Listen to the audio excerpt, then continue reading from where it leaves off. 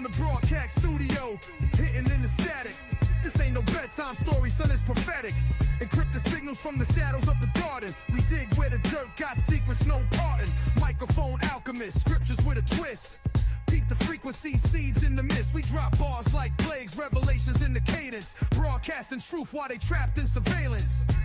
Wisdom with a watchman's blade. Fourth watch style while your whole system fade. Blood moons, Nephilim, echoes in the pine. Sasquatch stomping through the fault lines of time. We ain't mainstream, we ancient stream. Cypher with the prophets, decode the dream. So if you tuned in, better guard your mind. It's broadcasting seeds and we breaking the design.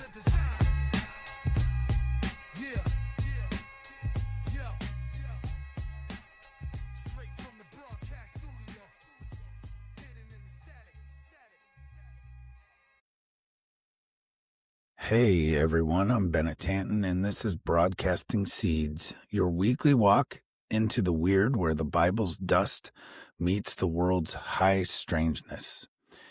If you're new here, welcome.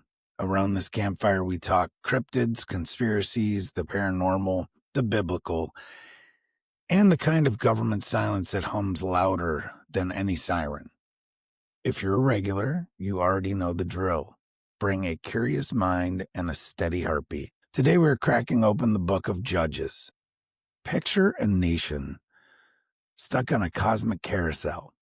Up is down, down is up, and every time the music stops, Israel wakes up saying, "We will do better," and then they don't. It is chaos on repeat.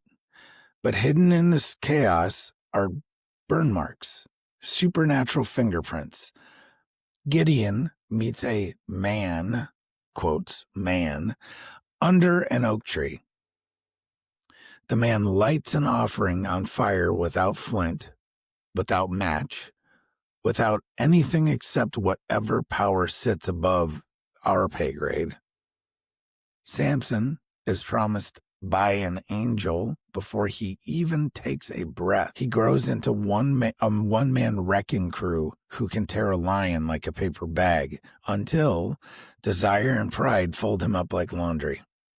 Over and over, the Spirit of the Lord drops into the story like a shockwave.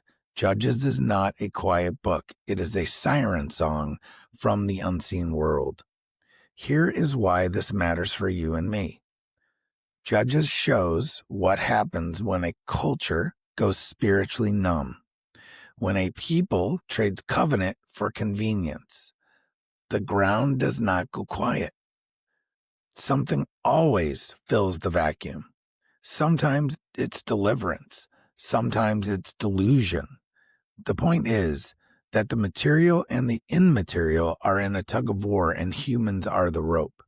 In Gideon's case, the rope gets yanked toward faith. In Samson's case, the rope frays. And in the middle, you get those unnerving verses where the Spirit of the Lord rushes on someone and history bends a little. I read that and think of how many headlines feel like reruns, how many neighborhoods feel leaderless, how often we talk about strength while ignoring the source. If you're listening for life application, stay with me. We are going to treat these episodes like field reports. Segment 1 will go down Gideon's encounter beneath the oak and ask what exactly showed up and why the fire mattered. Segment 2 will walk through Samson's supernatural birth announcement and his brutal career, then test the idea that strength without consecration is just a loaded weapon with no safety. Segment 3 will chart the supernatural map behind Judges. You will hear those strange phrases. The Spirit came upon. A harmful spirit tormented. We will look at what that language meant in context and what it might still mean now. Not as a sermon, as a reconnaissance brief for your soul. I am not asking you to suspend disbelief. I am asking you to follow the evidence inside the text. If you want to see it with your own eyes, the passages will be linked in the show notes. Here is the lens. Broadcasting Seeds is not here to flatten mystery. We are here to track it like a set of prints in a fresh snow, to follow the trail until it either leads us home or dares us deeper into the tree line. Judges is that tree line. Heroes who are more flawed than we remember. Villains who look suspiciously familiar. And a god who refuses to sit politely on stage while history runs off a cliff. If you came looking for a tidy bedtime story, you took a wrong exit.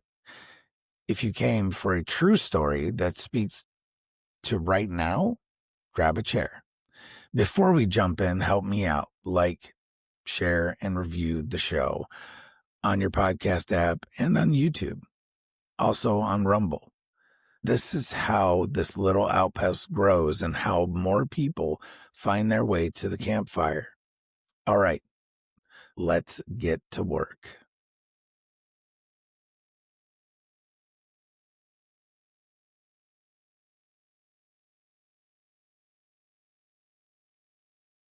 Section 1, The Angel Beneath the Oak, Gideon and the Celestial Fire. Picture this. It's a warm night in ancient Israel. The air smells like dust and olives. A man named Gideon is threshing wheat in a wine press, basically hiding in a hole to keep the food from raiders. Not exactly a heroic image you'd carve into a statue. And then, under an oak tree, reality glitches. A stranger appears out of nowhere and calls him a mighty warrior. That's not encouragement. That's irony. Gideon's looking around like, who? Me? And this is where it gets weird. The man who shows up isn't just a messenger. The Hebrew text calls him the angel of the Lord. Malakue, the angel of the Lord. The phrase is nuclear in biblical studies. Sometimes this angel talks like a representative. Other times he speaks as a god. In this case, Gideon builds an altar, offers a meal, and boom, the angel touches it with a staff, and the fire erupts from the rock. No flint, no sparks, just instant combustion. When Gideon realizes what just happened, he panics. Alas, sovereign Lord, I have seen the angel of the Lord face to face. He thinks he's going to die because people didn't survive divine encounters. But the voice says, peace, you're not going to die. So let's stop right there. This isn't your standard Sunday school angel with the harp and a soft glow. This is high strangeness, fire from stone, disappearing entities, voices that follow. If this were happening today, it'd be on a MUFON report or a Reddit thread titled, I think I met a being of light under a tree. Gideon's story straddles the line between faith and the paranormal. He's not hallucinating. He's documenting a physical manifestation of the divine, or what ancient people might call a messenger from the unseen realm. But here's the real twist. Gideon doesn't become a superhero overnight. He still doubts. He asks for a sign twice. One with a fleece wet from dew while the ground is dry. Then the reverse. God humors him both times. This isn't about faith that never questions. It's about faith that trembles but still shows up. The supernatural encounter wasn't meant to erase fear. It was meant to give it direction. From a modern lens, Gideon's oak tree moment looks like a spiritual initiation, the point where the veil thins and the mission begins. Ancient texts often describe oaks as sacred thresholds, places where heaven and earth overlap. Abraham met God under oaks. Joshua set up memorial stones under one. And here, Gideon's life flips upside down beneath its branches. You could say the oak represents stability in a time of national chaos, a cosmic anchor in a storm. And maybe that's the takeaway for us. Sometimes divine communication doesn't come as a burning bush. It's a quiet voice under the oak in the middle of our fear. It's the strange moment that doesn't fit in your worldview but refuses to leave your memory. Gideon's story is a reminder that extraordinary callings often start in ordinary places, and that the supernatural doesn't announce itself with fanfare. It just shows up, tests your courage, and sets your offering on fire. Section 2. Samson the Nazarite, the man who broke the natural order. All right, so let's rewind the ancient tape a bit. Same era of chaos, different battlefield. Israel's still leaderless, still caught in the rinse and repeat cycle of rebellion, invasion, and divine rescue. And then, out of nowhere, a barren woman gets a visit, not from a priest, not from a prophet, from an angel. The angel of the Lord again. Same mysterious title we saw in Gideon. He appears to Manoah's wife, who, by the way, doesn't even get a name in the text, though her encounter is one of the wildest in the Old Testament. This being tells her she'll conceive a son dedicated to God from the womb. No wine, no unclean food, and never ever cut his hair. The boy will begin to deliver Israel from the Philistines. That kid grows up to be Samson. Now, before we dive into his feats, let's pause on what that encounter means. This is supernatural birth territory. Echoes of Abraham and Sarah, of Mary and Gabriel, but the angel in this story doesn't just talk. When Manoah offers a sacrifice, fire erupts from the altar and the angel ascends in the flames. The text says they fell on their faces, terrified, realizing they'd just seen something not of this earth. That's the origin story of Samson, a man literally announced by fire and divine visitation. So when he starts ripping lions apart or carrying cities' gates uphill, maybe it's less myth and more manifestation. The Spirit of the Lord doesn't just inspire him, it rushes upon him like a surge of energy that rewrites biology. Think divine adrenaline dump. Every time that phrase appears, the Spirit of the Lord came powerfully upon him. The laws of physics bend just a little. Let's talk about that hair. Most people think of it as a secret to his strength, like some ancient kryptonite clause, but it wasn't about follicles. It was about covenant. Samson was a Nazarite, meaning his strength was tied to consecration, to separation from the common world. His uncut hair wasn't magic. It was a visible reminder that he was set apart. When Delilah coaxed him into breaking that vow, it wasn't just a haircut. It was a spiritual severing. The power didn't leave because the hair was gone. The power left because the connection was. And here's where it gets tragic. Samson is one of the most human, superhumans in the Bible. He's driven by passion, vengeance, lust, and pride. The same raw impulses that drive empires to rise and fall. The guy kills 1,000 men with a donkey's jawbone, but can't win a battle with his own ego. His life reads like a divine experiment. What happens when you inject heavenly strength into a man who still bleeds like everyone else? His final act, pulling down the pillars of Dagon's temple, feels less like revenge and more like repentance. Blind, chained, humiliated, Samson calls on God one last time. Let me die with the Philistines.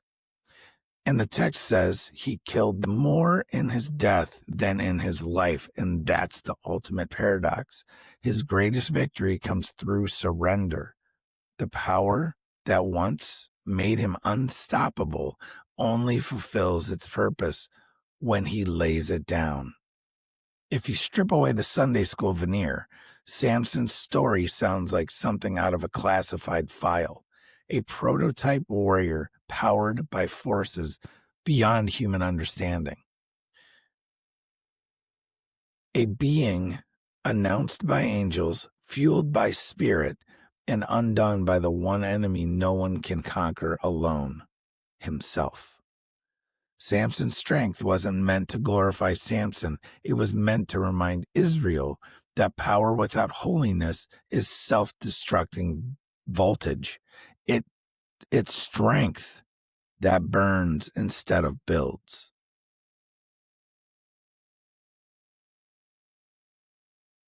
Section 3, Spirits in the Chaos, the Invisible War of Judges. So here's where things get heavy. You can't read the book of Judges like a series of ancient political dramas, corrupt leaders, tribal warfare, the same script on repeat. But once you start tracking the spiritual language, you realize something bigger is going on. It's not just men failing, it's forces moving. The unseen realm is in full swing. Throughout Judges, you see this haunting phrase pop up. The Spirit of the Lord came upon him. Othniel, Gideon, Jephthah, Samson. It's like divine possession. Not metaphorical inspiration, not a pep talk. The original Hebrew word for came upon literally means to rush, to invade. These men didn't just get motivated, they got overridden. The Spirit would rush upon them. They'd perform acts of impossible strength or strategy, and then that supernatural surge would fade. It's as if God himself was momentarily taking the controls. And then there's the flip side, the darker current. Judges 9:23 says, God sent an evil spirit between Abimelech and the citizens of Shechem. That's not poetic language. That's a hostile influence, a disorienting spirit driving chaos into human relationships. What we're looking at here isn't just geopolitics. It's spiritual warfare wearing human faces. The text reads like a classified report on the invisible war for the soul of a nation. Think about it. Every time Israel turns away, something fills the vacuum. When there's no divine order, disorder rushes in. When faith collapses, ideology takes its place. When leadership is corrupt, spirits of confusion rule. And honestly, that dynamic hasn't changed. Whether you call it demonic influence, psychological contagion, or mass spiritual drift, the result look eerily the same. Society's spiraling while people shrug it off as coincidence. This is my Judges hint. Hits different when you read it through. This is why Judges hits different when you read it through the Broadcasting Seeds lens. It's not just ancient theology, it's a mirror. We live in our own Judges cycle. Chaos, oppression, crying out, deliverance, repeat. We build idols with different names now, celebrity, ideology, digital gods, but the spiritual mechanisms are identical. And if you squint just right, you can still see the same fingerprints, divisions that feel engineered. leaders rising from nowhere with uncanny timing, moments that seem fueled by something deeper than politics. And here's the uncomfortable truth. The ancient Israelites weren't the only ones being influenced. The entire world still hums with unseen interference. There are moments, individual and national, where you can feel that rush, that stirring wind, the sense that something invisible has just leaned over the board and moved a piece. That's what Judges teaches us. You can separate the natural from the supernatural. Every war, every revival, every downfall, it all has a shadow behind it. And maybe that's the real story. In Judges, God doesn't abandon his people to chaos. He steps into it, sometimes even violently, sometimes mysteriously, but always intentionally. The same spirit that empowers Gideon and Samson is the one that still whispers through the cracks in our own culture's collapse. It reminds us that the battle between light and dark isn't fought out there. It's fought inside of every person who's trying to stay faithful in a world built on distraction. So as we close the book of Judges, don't read it like myth or a moral lesson. Read it like a dispatch from the front lines. The supernatural isn't gone. It's just better at hiding now. The spirits are still at work. The question is, which one are we letting rush upon us? So what do we do with all this? Fire erupting from rocks, angels ascending in flames, men filled with supernatural power one minute and crushed by their own pride the next. The book of Judges is not just some dusty relic. Frankly, it's a mirror, reflecting what happens when humanity forgets who's really in control. The pattern is clear. When people drift from purpose, the spiritual world doesn't go silent. It starts talking louder. Here's the takeaway. Gideon's fear didn't disqualify him. It prepared him. Samson's downfall wasn't random. It was the cost of power without restraint. And the spirits moving through Judges weren't metaphors. They were manifestations of the same conflict still playing out today. The battle between chaos and order, rebellion and redemption, flesh and spirit. It's not ancient, it's current. You can see it in the headlines, in your city, maybe even in your own reflection. If Judges teaches us anything, it's this. The supernatural doesn't just visit, it intervenes. And when it does, it's never subtle. Fire, wind, strength, collapse. It all comes down to one question.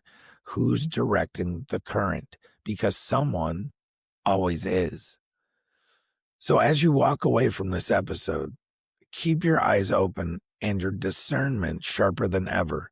The same God who spoke through angels and empowered flawed warriors still speaks through the quiet moments, through conviction, through chaos, and sometimes through the strange and unexplainable. Judges wasn't the end of those visitations. It was just the briefing for the world we're still in today. If tonight's journey made you think differently, hit that like, share, and review button. It's how this show grows, how more people find the campfire, and how we keep uncovering the mystery that everyone else is too afraid or too busy to talk about. I'm Bennett Tanton, and this was Broadcasting Seeds. Stay curious, stay watchful, and remember, some seeds don't just grow in soil, some grow in spirit. There's fire beneath the oak tonight, and shadows where the angels tread.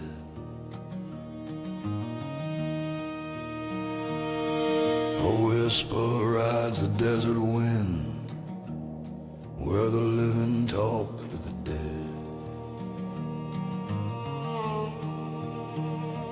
Oh, the judge don't wear no He just stares as the world burns down. Strength ain't found in bone or blade. It's in the vows we never break.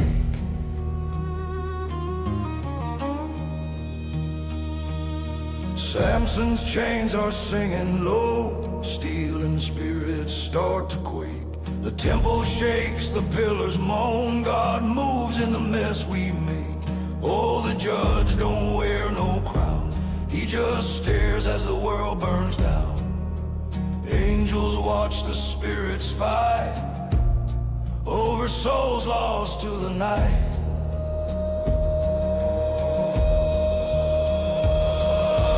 Gideon trembles by the flame. An oak tree bends, it speaks his name. Rise and fight, but don't forget, heaven keeps what hell can't get. Oh, the judge don't wear no crown. He just stares as the world burns down. Strength is borrowed, fires divide, and every war is fought in time.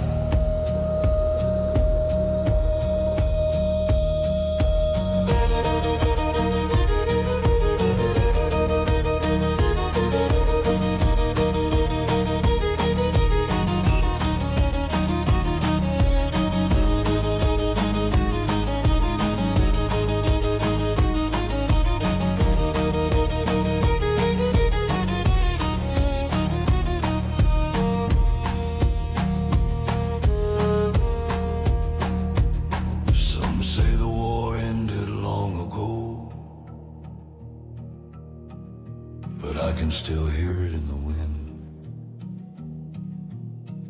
between the thunder